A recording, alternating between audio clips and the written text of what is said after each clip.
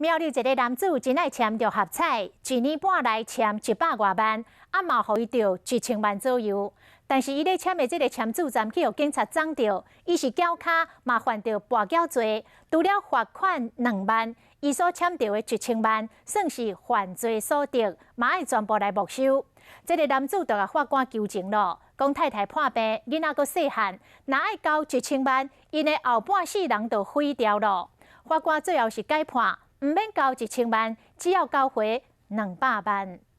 检警查到以香港六合彩地下签赌站，除了掠到组头以外，嘛追查到一名连姓男子陆续落赌800多万，总共赢1000多万。医生原本宣判不法所得要全部没收，但是男子伫2审求情，认为影响到全家生活，法官改判交回200万。罚200万，这样不太合理吧？那这样每个人都去求情就好啦。判决不合理了，是。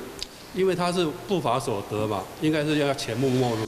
求情就当升800万，法官讲男子每个月只有2万8收入，若是对交1000万，可能会影响全家生活。刑法内有明定，为了维持被告的生活条件，会当减免刑责。他太太生病，还有一个1岁3个月大的小孩要抚养，如果没收1000多万元，恐怕难以维持被告生活的条件。 还有过科之余，刑法第38条之2的规定，如果认为过科的话，是可以酌减的。法官认为，依照男子每次落赌60、70万，代表有一定的经济基础，经过裁量才会定出没收不法所得200万的数字，未影响到被告全家生存，嘛，互因一个适当的警告。